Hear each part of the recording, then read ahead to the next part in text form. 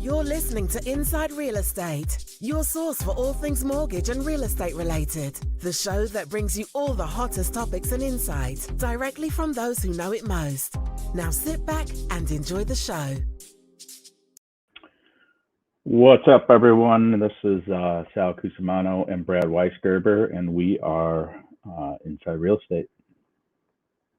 I can't hear you, Brad. I think you're Good morning. There you go. Can you hear me now? How are you? Good, man. How are you? I'm good. We're absent Paul today, which is always interesting considering he's kind of the the host of the show when it comes to introductions and everything. But what's cool is we got a really good guest on the show. I think this is the third time he's done it. Simon Thomas with DOBI Real Estate. I mean, he's amazing. I always like talking to Simon. It's great to chat real estate, chat business, go over, what he thinks. He's just a really smart guy and has built something pretty awesome pretty quickly here. You want to bring him on? There he is. Hey, what's up, man? Yes. How are you? I'm good. How are you? I've never heard Simon Thomas, really smart guy. I've never heard that before. So no, it's never happened. Yeah. We'll let you know in a couple of years if I'm really smart or not, depending on what's going on with this company. But yeah, I appreciate you guys having me on. It means a lot. And I have done it 3 times. I love, when you guys ask me to be on, I always say yeah, because you guys are great. And, I think Omega and us started right around the same time. So I love watching you guys and we kind of started at the same time and growing at rapid paces. It's cool to see. Yeah, it really is. What's your the anniversary date of DOBI? When August 1st will be 3 years. August 1st, 3 years. Oh. Nice. Yeah, we started April of that 2018. So I remember that you guys coming in my office and I was like, who are these guys? And you guys are talking about all this brand stuff. And I'm like, I had an office with nobody in it. And I built out this beautiful space. There were like 7 of us. You guys were like, what the hell are you guys doing? And we're like, what are you guys doing? And now 8 years later, it's cool to see. I mean, we were very fortunate, obviously, with the market and what's been going on, but it's really cool to see. Right? I mean, it's crazy. It's interesting. You start a business and then 2 years in, it's just, the bottom essentially perceivably falls out. And instead of that, it just actually catapults everything into, I mean, it's a great time to be in real estate. It's a great time to be in mortgages. But you said you were at 7 when you started, right? Yeah, we were a small team. I say 7 agents, two staffs. I think there was, including myself, there was 10 of us when I was a team at KW. Left, went on our own and built this with, starting with just our team. And now we're at 80 agents and 14 staff members. And yeah, we're doubling the space next to us. We just took on another big half of the space. We're building that out now. And yeah, haven't looked back. Love what we are doing and what, the team. And it's pretty cool to see. Not a lot of challenges, you said it best, the bottom fell out. I mean, it's just weird. When you think about the last 3 years of real estate, you could either have failed miserably or looked at it like an opportunity. And that's what we've done here. We've looked at it like an opportunity, and you put during COVID, everyone's locked up and not knowing what's going to happen next. I mean, we've seen a lot in 3 years. And I mean, I know from you guys too, and speaking to you, not on the podcast, and Paul and Sal, we talked before it. It's weird. It's a weird time, but I believe that this is when people who, can really make a splash. It's hard to make a splash. It's hard to make a wave when things are good and everything's perfect. Right. And it's really the people that how they handle adversity. And I think that's been a huge part of our success is we just put our head down and it's like, let's go, and it's a big part of who we are. Right. That's a massive, explosive growth from 10 agents to 80 in just under 3 years. It's wild. Yeah. What's that map behind you with all the marks on it? Oh, it's just Southeast Michigan, Metro Detroit. What's all the marks? Those are just different, different spots that I'm interested in, either finding agents that are selling in those areas that we can start getting some market share in, future offices. We raise those marks and we draw on that thing all day. So it'll look different tomorrow if if you guys were in here. So who knows? Yesterday was whatever was in my head yesterday is on that. That's pretty cool. Yeah. Yeah, that's sweet. I think it's good to visualize things.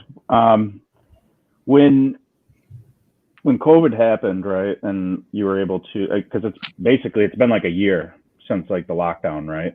How would you say on your end that pre-COVID, with the way that listings happen, the technology used, has anything really changed now that like all the restrictions are kind of lifted to a degree? I mean, like, have you utilized new technology that you didn't use before? Have you thought about things differently or teach your agents differently as far as, presenting? Yeah, go ahead.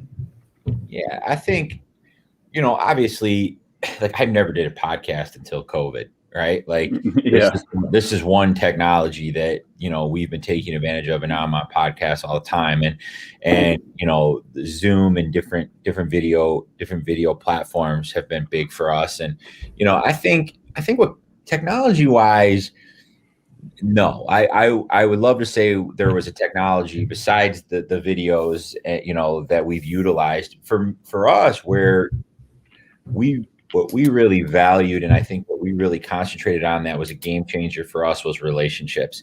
We realized during COVID, people were just mentally exhausted, beat up, sitting at home all day. And we really doubled and tripled down on relationships and also probably our brand. I think we have a great team, in-house team, the marketing department, that we're constantly thinking of ways to better our brand, because we recognized really quickly that when you're sitting at home, what are you doing? You're on these social media platforms and you're just browsing and out of boredom, right? And so we were like, look at how are we gonna set ourselves apart from the competition? And locally, like, you have some big brands like Compass and these national companies with billions behind them that, but here locally in Metro Detroit, it's why I have the Metro Detroit map up and not the United States yet, or the whole state of Michigan, because this is where we're concentrating on. This is who we service. This is our community. But it's really about how do we keep the relationships going, making sure we're in front of these people, and then being on these platforms, and our agents, supporting our agents to be on these platforms, because our agents are our clients here. So we look at an agent like, you are our client. What can we give you to get out onto these platforms and make sure you're in front of people and build their brand, right? Their name, their brand is their name. So I would say that, the social media platforms, pre-COVID, we used them and it was obviously a huge thing. That's not anything groundbreaking, but I think really being strategic on those platforms, and then really understanding, like, this isn't a technology, like, this is, people just need to make sure that you're taking care of them. Our agents and our buyers and sellers. And that's really what we did to get to 80 agents. A lot of our recruiting strategies is, we sit down with these agents and it's like, well, why do you want to make a move? And which I love this question, because a lot of our new recruits that we're hiring, the first question is, how did you handle COVID? And I don't answer it. I say, why don't I put you in touch with some of our agents and you can talk to them about it, because I'm going to tell you we did a great job. So all my competition, they're all going to tell you they did a great job when they really didn't. Some of them did, but some of them didn't. Why don't you sit with our agents and see how they felt? And it's really been working. They're like, wow, you guys really took care of your people. And that's what our staff did. Our staff, we developed a system immediately with, we have 12 staff members, at 14 at the time, 12 or whatever we had during COVID. And it was like, look, guys, every day you're calling 5 of our people, right? You're checking in, anything from the front desk to, the marketing director and COO and CEO. We're calling 5 of our agents a day, just checking in, seeing how they're doing. Everybody's got to get involved, and just, how are your kids? What are you guys doing today? In small talk. It wasn't about business. And that's paying off today when recruiting and people wanting to come to DOBI. It's so there's no technology. It was more of just that kind of stuff, if that makes sense. Yeah. I think you've done a great job building like personal relationships and being involved with your agents, right? And that emanates from your staff. And I think the retention, right, and the ability to recruit. I mean, if someone's selling for you, like, hey man, Simon's not just, you know, a broker collecting checks. He's like vested, right? I mean, people want to go somewhere where they feel supported. So I think that's another question that, you know, I've been thinking about, just as I see like things shifting, right? From when I started in this business, it's like most agents, you know, flew like a Keller Williams flag or like a Coldwell Banker or whatever it was, right? And now I see a lot of agents moving over to boutique companies like yours, or cloud-based like EXP or whatever it is, right? And do you see, and I mean, I'm not necessarily saying like, do you see Keller Williams going out of business or anything like that, but do you see like a large attrition from companies like that moving over to more local boutique in their community firms? Yeah, I don't, you know, I don't see KW going out of business. They're massive. I think you're going to see big companies change their business model, and I think it's going to be really hard for them to do. You know, like office space. Here's a perfect example. Like, we were very fortunate to build this concept of, you know, we're going to service 100 agents out of 6,000 square feet. I mean, that's we're very efficient like that, and we're realizing that a lot of these big companies that have an office per agent is vacant. Literally, you know, you have 40,000 square feet or 20,000 square feet to support 100 agents. Everyone has their own office, and there's only 3 or 4 offices being used at one time. So I think there's like little things like that big brokerages are going to have to take a look at, but it's hard to go backwards after you have these things, right? And it's hard to maneuver. It's hard to turn that cruise ship, you know, because that's what these guys are, massive cruise ships, and they need to make a turn, and it could be tough. Now they're going to figure it out, and they're going to thrive, and you know, they're great companies, and they have smart people working for them. But right now, I think what's happened in our industry is everybody wants to be a realtor, and I think you're seeing it on your end. There's a lot of guys that want to be, you know, mortgage. Yeah, you know, people call me all the time. I'm like, market's good, I'm gonna be a realtor, I'm gonna be a loan officer, right? And then market's bad. So I think right now it's like there's so many agents to support that all of us can, you know, all of us, we all have agents right now. The really telling part is what's next, right? If the market dips and things go down a little bit, what companies are going to win? And that, you know, I think that's where we're setting ourselves up to really thrive during a market like that. And with how efficient we are with our expenses, with how efficient we are with our relationships, and how sincere we are with our relationships. And we do invest in technology, and we do invest in different things that better the agent, but it's really about that. Like, everybody can make money right now. There's no inventory right now, but the last 3 or 4 years have been, you know, 10 years really have been amazing, right? But I look at this as like, how are we going to make money, and how are we going to support our agents and really grow during a downtime? And these bigger guys, it is what it is. So it's hard to say. I think you're going to see people selling. I think you're going to see bigger companies selling to bigger companies, because they just, you know, it's exhausting. It's an exhausting business, sales, and dealing with that many people every day, all day. And you'll either see bigger companies start gobble up little guys, or little guys like us really thrive.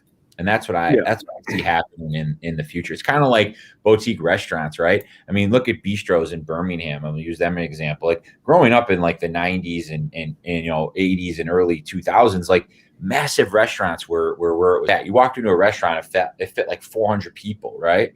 I mean, that's the kind of restaurants I remember going to as a kid. Now these bistros that, you know, fit, you know, 75 people driving, and there's 20 people in there, and it feels off the hook. The energy is amazing. It's kind of moving in that direction a little bit, I think, you know, that's what I'm seeing. Yeah, I mean, I think as a brokerage, right, like, you survive by taking market share, and not necessarily market share of deals, but market share of agents, right? Like, because they're the ones producing the deals for you. So, I mean, if everything shrinks or there is a slowdown, if you have enough agents to support your current level of business and or grow, right? I mean, you're on a good path. And I think I've seen that a lot with, for example, UWM, a big partner of ours, right? When things slowed down, they just grew, right? They were able to gobble up and really shine when things are slow. You know, they set themselves apart with their programs, their products, whatever it was, and essentially just took out the other guys and took their business. And then when things got busy again, they catapulted. So, I mean, mind you, every business is different, but I think, you know, having that mindset of like, hey, it's not slow. I mean, it is, there's less deals out there, but we just got to figure out how to get those under our belt, you know, and take them from something else. I agree. And I think you just, as a leader and as somebody who's, you know, running a company, anybody who's in that seat, you need to be thinking 5-10 years out. You need to be thinking of other markets besides, you know, the one we're in currently, and plan for that. And it's patience. You know, you use UWM, like that didn't happen overnight. That was, you know, it kind of did. I mean, relatively speaking, for a business, I mean, it feels like it. You're talking about 15, 16 years. They've been around for a while, but really since, since Matt took over. Matt's taken over. How long has it been? 15, 16 years? I mean, I don't know. Even. It's been like 8. It's been like 8 years. Yeah. Oh, 8 years. Okay. Probably like 2010. You know, okay, but I mean, that's really 10, 11 years. It didn't happen in 2 or 3. It's patience. Now, yeah, he's an exception and he's a special. He's, you know, that company's special and he's special, and that's an amazing story. But it's you know, you have to be patient as well too, because some of it has to do. I mean, look at the last 10 years. The mortgage industry and the real estate industry has, I mean, since 2013, the end of 12-13 till now, it's been off the hook. You have that's a little bit of timing as well, along with hard work and, you know, and all these things. But there's, you know, I agree with you. I mean, that story is unbelievable. And you have to look at the business itself, right? Or the industry, like, for example, mortgages, right? Basically went from, hey man, sign this and it's yours, to I need like blood, I need your hair, you know, whatever it is to get this done. So like they really set themselves apart in, you know, creating good technology and offering brokers the same technology that a big bank would have, right? So they naturally grew from that. But I think also they just rode a crazy mortgage market, you know. I mean, it's worked out well, but it will slow down. We are going to have 100%. some type of dip, crash, whatever you want to call it. And I think that's going to be interesting to see how a company, especially one with so much staff, right? So much overhead, probably to a degree, like how's that going to work out? Right? It's going to be interesting to see. And I think in his head, he's already seen ahead of that, right? And we'll just figure out how to take more market share, because it's 100%. A huge industry. You know, it's not like he owns the market. No, there's plenty of loans getting done elsewhere that he could take to sustain his model, right? Or tweak it less. So 100%. It'll be interesting. Speaking of, I feel like over the past couple of weeks, you know, or month, I should say, that the market here locally, right, Woodward corridor has softened a little bit from where it was before. What are your thoughts on that, or do you have we're seeing it. I mean, lack of inventory, but I also think that buyers are tired, you know, of seeing 1 million homes, putting in 5, 6, 7 offers without getting any, having to waive appraisals and guarantee money. And I think they're just, and now with a mixture of, you know, the weather changing and COVID releasing, and now people can start traveling again. And like, you know, and agents on the agent side, like the top agents, the producing agents, you know, they're tired, they're exhausted, they're beat up. They made a lot of money over the last year and a half. And now it's like, I think you're seeing a mixture of that, like agents wanting to take a breather, buyers being like, let's just hold for a minute. And because the pricing is outrageous. And the holidays, right? We really felt it like right around Father's Day till now, the 4th of July. July historically is all you know, always kind of a slow month because everybody travels. But last year we didn't have that because nobody could travel. So we were off the hook last July. So I think it's just people are grinding of a lot of those things. And yeah, it's going to soften. You're going to have we're starting to have agents freak out because a house has been on the market for 7 or 8 days. It's like, guys, this is a good thing. This is a good thing, right? Because you didn't sell it in a day, right? This is a good thing. Or you might need a price adjustment. They're way overpriced anyways. I'd love to get the prices for our clients, for our sellers that we're asking. But at the end of the day, like you have $800,000 home selling for $1 million. Like that's not, you're going to have to do price reduction. Price reductions aren't bad considering that now we have buyers that are willing to pay for them. And but it takes a little bit of time for everybody to see that. It might take 4 or 5 months, and then we're in this. Then what's going to happen is we're being the holiday season, right? Nobody's really buying during holiday season. So I just think it's something we're going to have to pay attention to. But yeah, it's down a little bit, but I don't think it's. I mean, interest rates are still extremely low, and I know a lot of people that want to buy. It's just they need inventory and they need some of these sellers to just lower a little bit because it's outrageous. I'm interested to see what happens after the 4th of July, late July into August. What happens, when the initial kick of COVID being kind of opening back up here in Michigan, right? We can do stuff after the 4th of July holiday and people kind of get settled back in. Is it going to pick back up, or is it going to continue to kind of soften up more going into the fall? So I'm interested to see what happens. I know nationally mortgage purchase applications are down, so. We'll see what happens. What are you guys like? What is your opinion on it? I mean, I think it's right now you've got, like you said, you've got a lot of tire buyers, but the ones who are serious are getting homes. Like I'll pre-approve someone and I'll get a contract that weekend on the first house they see, or the second one. And unless they're, kicking tires or putting in shitty offers. But like with the other side of it, like you said, right? Like people are traveling. Like I'm literally gone every weekend this whole summer. It kind of sucks. Like I wanted to like enjoy a little bit of, being local here in Michigan, but it's like everybody's got weddings pushed. They've got this going on. You know what I mean? Like it's crazy wedding season this year. Like people who didn't get married last year. Double the wedding. That makes sense too. Double the weddings. Nobody got married last year. Double the weddings. Things are nuts. It's just like, yeah, I think that people are kind of, for the summer, slow down. I think we're going to have a crazy fall, personally. I think it's going to be nuts.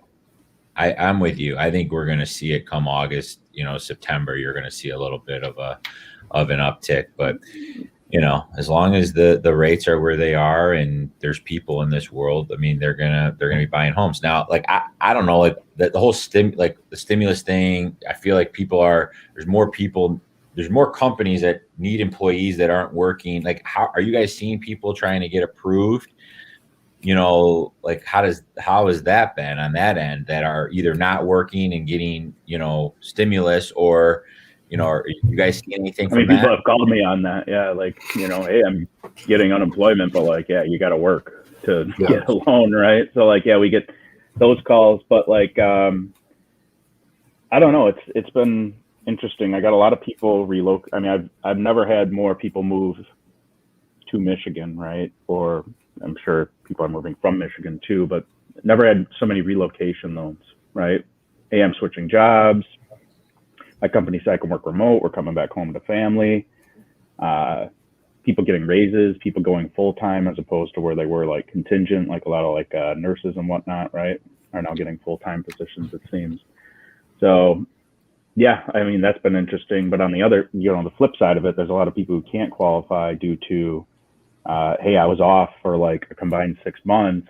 I make crazy tips at my job, like people in the service industry. Well, yeah, we're having issues with that. You don't have like any tips claimed, right? Or self-employed has been difficult and continues to be with the profit and loss statements and whatnot. Most businesses, luckily, are healthy again, but like, hey, we were shut down from, March to, May or June. Well, that reflects on your tax return and we can only use that income. So it's been an interesting,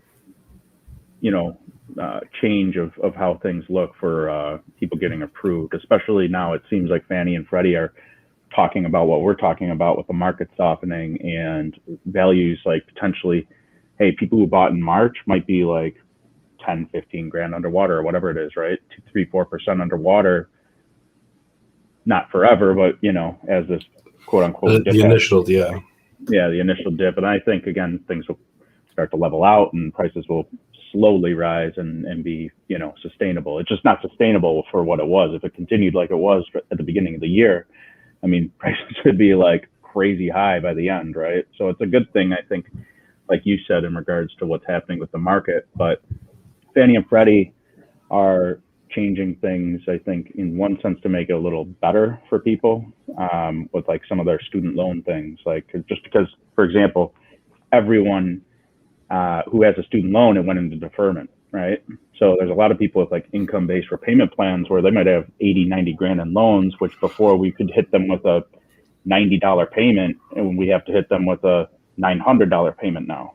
So now they're kind of loosening that up to make it a 0.5% across the board as far as what the payments qualify for. But they're also saying like, hey, if you're putting minimum down, it's going to be pretty tight. You need some offsetting factors, reserves, lower DTI, right? So we'll see. I mean, in this business, you want to plan long term, I think, from your business aspect, or plan, right? And think about like what could go wrong, but it's going to be very difficult, I think, to see much further than 60 days out as far as really what's going to happen in the market. But you have to be prepared. And part of that is you got to plan for being, being able to adjust, right? Like that's part of the plan, like being able to adjust quickly, being able to make decisions quickly and get, again, don't be that big cruise ship that you can't make that turn when you see, when you got to make a turn. And, and that's part of the deal. What's that? You see cruise ships sunk, right. And on their side. And, I think people have to realize like you're not bulletproof. Those checks aren't coming forever. Right. And you need to make sure that you have a plan when things go sideways. Like you said, adjust, do this, change that, whatever it is. But don't just go out there thinking everything's, going to be like this forever. And I think a lot of people in this business, like for me, I've never seen a downturn. In 2008, I just got to college, and my biggest concern was like scraping enough money to buy a 30-pack of Busch Light. Like not thinking anything. I didn't even know what a mortgage was, right? And here we are later. It's been like this awesome escalator ride to the top. And I think a lot of people in my position, I mean, I'm 32, right? There's a lot of agents my age, younger, whatever, a little bit older, maybe, and there's a lot of agents who've seen it, and you've seen it, right? So, yeah, it's a good point, because I have a lot of younger agents here who don't even they don't remember it. They don't I graduated college in 2006, thinking I'm gonna take on the world. Here we go, and then boom, like I got a college degree here. This is I'm ready, and then a year into real world, everything's shutting down, can't get a job, everybody's all the guys I grew up with are moving to Chicago, New York, whatever. I mean, guys are getting union jobs that that were in corporate America, and it's like what what's going on. But what I did learn from that, and in that time when you go through that kind of stuff, that was probably 4 years of like, what's up here, you're right, and like not knowing how you're going to make a living. And it was depressing. It was very depressing, but looking back at it, it was the best school ever. And I thank God every day that I wasn't married at that time. I was still living with my parents. I didn't have a $400,000 house that's now worth 200 like my older brothers did. And and I looked at it like a lesson, because there was a lot of people who did really well during those times. They were probably more secretive about it because, but you learned a lot. Like I started selling dollar homes in Detroit, and I loved it. I still love it. We have people that do deals, in Detroit right now and all over the place, but like it taught me a ton about, don't be one dimensional. And, we're used to selling $500 to $3 million homes right now, right? Well, if the market shifts, we might have to go into foreclosures, and we might have to go into, dollar homes. We might have to do that or whatever. And it is what it is. But you when you live through it, you kind of get smarter, right? And tougher, and just don't ever forget those times, because, and I'm not saying it's going to happen again. I'm not saying that. And will it eventually in the course of the history of the world? Probably. But like, everyone's like talks about the downturn. They think of '08, and it's like, could that happen again? Yes. Is it going to happen again? In our lifetime, I don't know. But a downturn could be a house going from 400 grand to 375, not 400 grand to 150.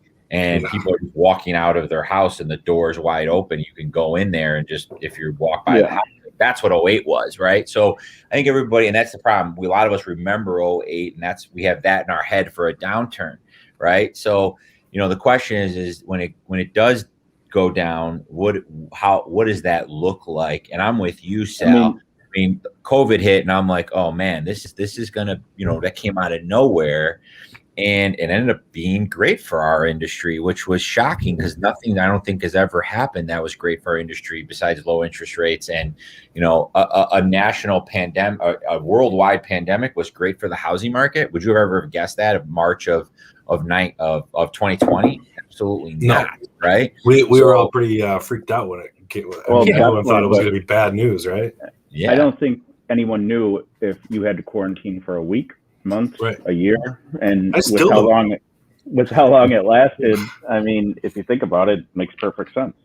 You're going to be at home, so you better like where you live. I think it's interesting what happened with COVID, right? And essentially, I think there's a lot of facts that just are undeniable about the housing market right now. I mean, the majority of people have equity with solid mortgages with low rates and affordable payments. Like, if something happens where, it starts to slide, I mean, people could sell their homes and put money in their pocket. And, if you lost your job and you couldn't pay your mortgage, what are you going to do? Give it to the bank or put 100 G's in your pocket? You know what I mean? It's like, there's a lot of solid, I mean, that won't be the crux, I think, of anything that bad that happens. I mean, it's hard to predict what that linchpin would be that could explode our economy, and banks are smarter, right? Like you said, like banks aren't just passing out a loan to just anybody based on your word like they were doing before.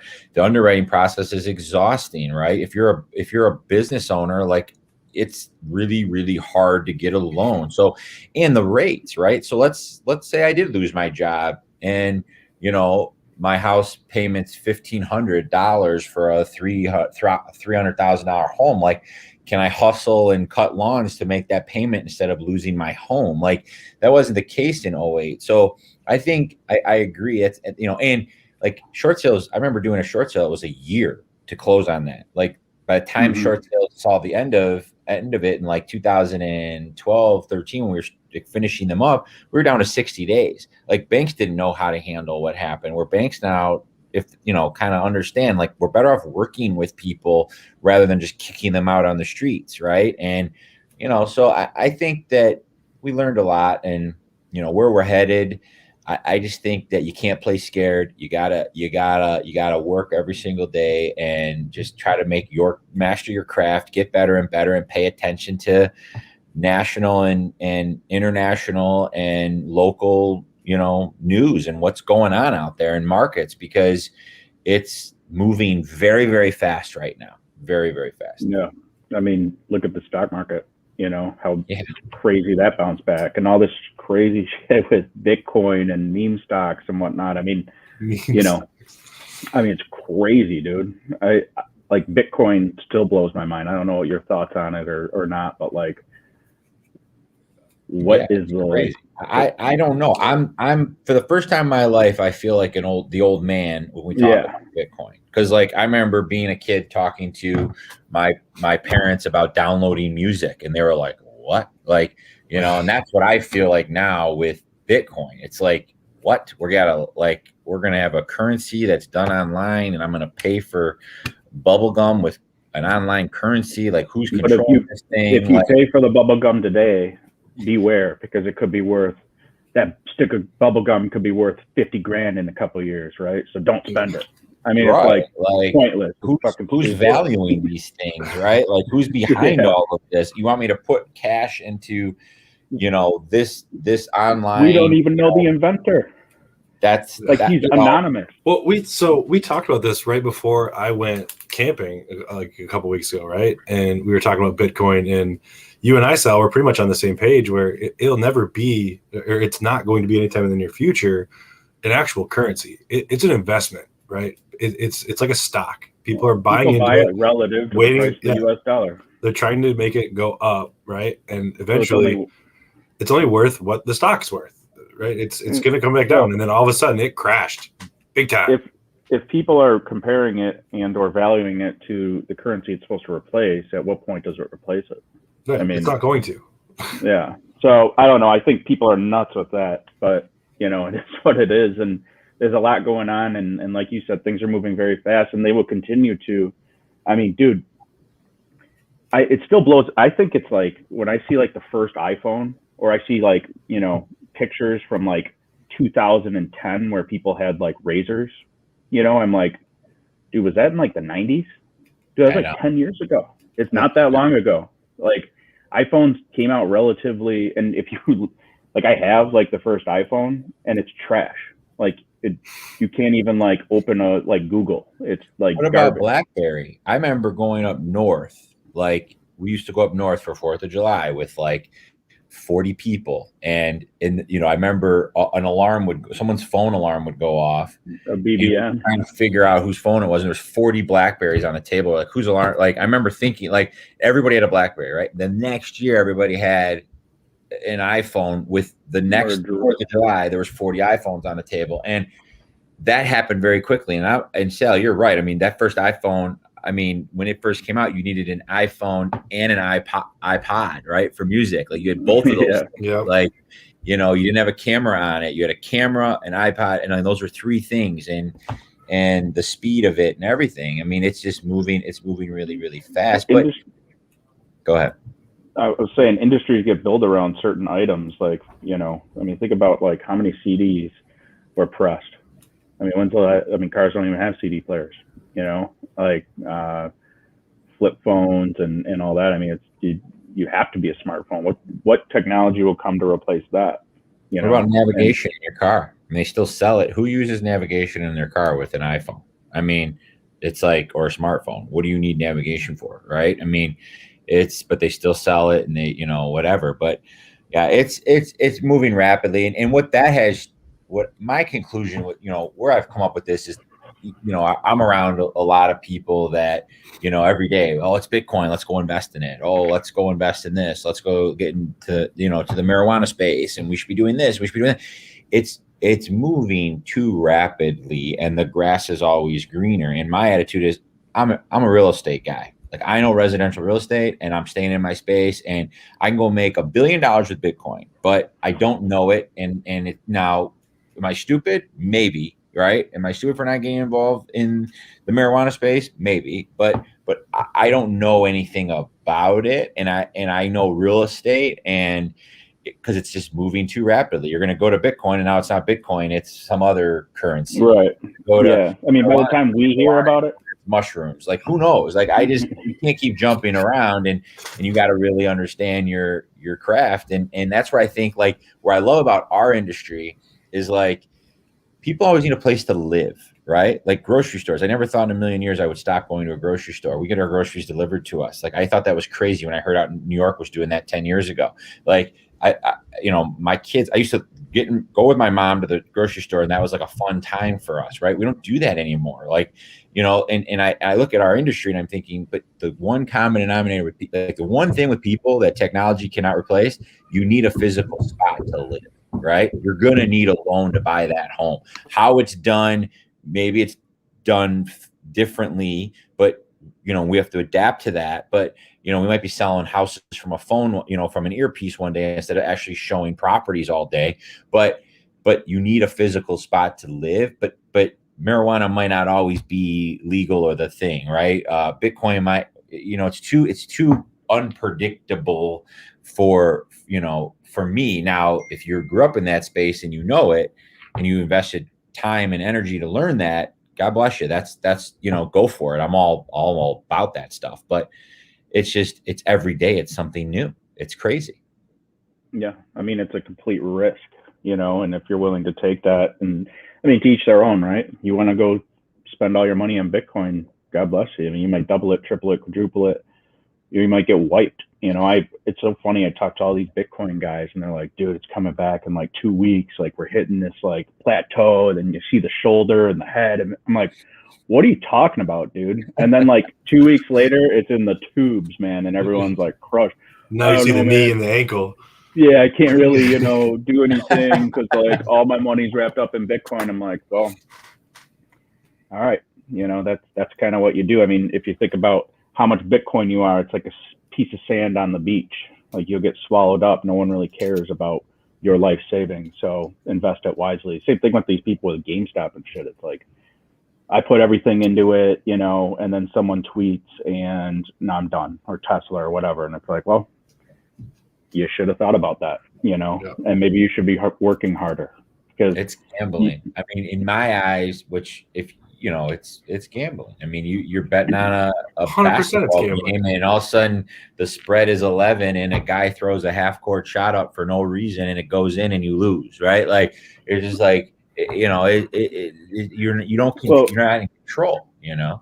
As a realtor or a mortgage broker or loan officer or whatever, right? I mean, like I put some money into the stock market and I'm sitting there and I'm spending hours a day researching, buying options, blah, blah, blah. I ended up losing my ass, but like, maybe I would have made like, I think I put like 20 grand in. Could have made like 15, 20, right? Or if that I used that time efficiently, I probably could have made way more money, closing a couple deals. Yeah. Right. I mean, it's like, and I think people are distracted by, it's just another like, golden ticket, which there is no golden ticket, man. You got to work, and if you in like 2013, 14, 15, I saw a lot of agents move over to the flipping. Like they would selling homes and then they would buy one and flip it. But like they would buy a home, spend 90 days fixing it up, sell it. They'd make like $70,000 in 90 days or 140 days, and they'd be all excited. And they'd be like, why aren't you doing this? I'm like, because I can sell 3 homes a month and make more than that in 90 days, right? And then now your business, you don't have a business in 90 days and you're looking for another flip. It's like, you can't. Well, you have the risk. There's not enough time in a day, right? So, and if you pay people to do it, you don't make 70 grand, you make 20 grand. So they're doing all the work. And yeah, it's like inspection finds out you've got, cracked foundation, you can't sell the home or whatever it is. And you're just, whatever. It's a risk. Mm-hmm. So yeah, that's interesting. I think we're to the point here, which, I think we had some good conversations here, but to 3 questions, we do it on every show. I don't remember the ones we asked you last time. But Brad, you have anyone for him? Yeah, I got one. If you were forced to take a vacation, you couldn't work, you had to completely unplug, no technology for a month, had to, where would you go? Anywhere in the world? I would probably go with my wife and kids to some very remote place with tons of acreage in the middle of nowhere. Now, how long, are you talking a week, you're talking a year, but a month, and really just enjoy that time with zero technology and being in the middle of nowhere and really getting to spend time with each other with no TVs. And I mean, my wife and I woke up this morning at, 5:30 a.m. and the first thing we did was grab our phones and start responding to emails. And we looked at each other like, what are we doing? Right. I would love to be able to do that and take a walk in the woods with my kids and go fishing and just sit on the front porch with them. That to me would be amazing. That sounds glorious. I want to do that. Yeah. No, I know. I loved that period of quarantine, even though technology was still around. It was nice to kind of like unplug for a little bit. Like I can't work. There's really nothing I can do. The rates are crazy high. Like it was nice. A couple weeks. It was great. Yeah. I mean, it was. I remember May 7th, Brad said, I remember May 7th when they said real estate could go back. I got a text like we're back, and it was exciting, but it was also like, Sad. My phone started instantly on May 7th.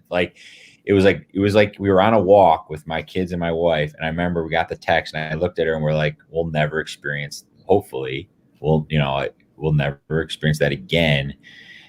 At the ages we're at, and our kids' ages, who were 3 at the time, it was kind of like a here we go, back to the grind. You know what I mean? Mm-hmm. I think they should take away some holidays that are not as important, or I don't know, some holidays that are whatever, right? And do them all in 1 week or 2 weeks, and it's a mandatory hiatus. You can't operate businesses. Banks are closed. Everybody, that'd be sweet. I mean, it'd be like mental health week, although, at what point do you draw the line of, I work at a hospital, or I work at Meyer, or whatever, right? I mean, that's tough for them. So, all right. If you could go to any point in time to witness a specific event in history, what would it be? I'm the last couple of years I've been getting into, I'm like a history. I've been really getting into history. So I think that seeing the world, when humans first start, it sounds crazy and barbaric, but when humans first started kind of evolving, it I think would be really, really interesting on how humans lived and, started becoming interacting and communicating. And I think that time period, I don't want to go for a long time. If you told me a day, I would do it, and I was able to bring some stuff with me, but that would be kind of interesting to me. Well, yeah, I mean, we think about it now, and it's man, I can't wait to get inside to my house with the AC, or man, I need the heat. Imagine having to build a fire or whatever it was, it's interesting. I wonder how much more resilient humans were physically, if we put them both in a certain situation, just physically in the way that they're genetically made, if they were tolerate heat more or cold more. So I think that's definitely a good one. Brad, you got any third ones?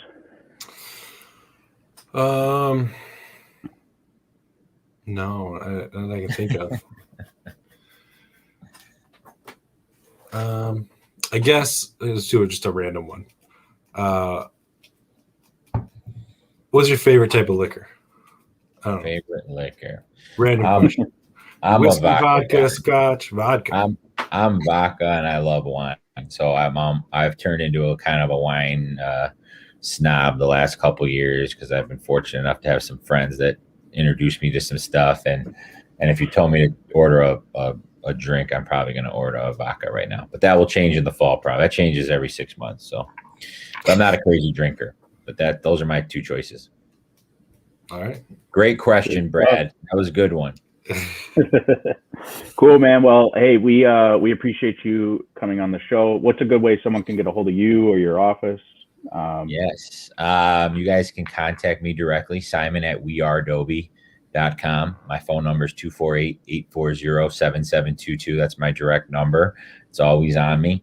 And yeah, if you guys ever need anything in the real estate space, we could definitely help you.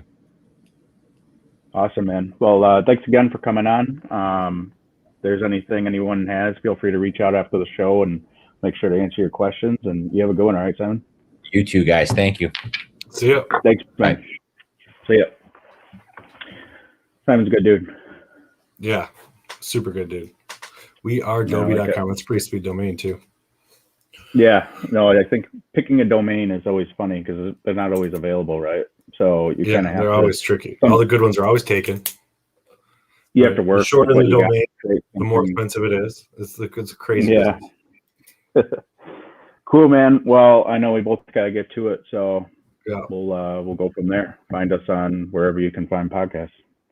We'll see you later. Just go find us. Talk to you later. Yeah. Bye. Later.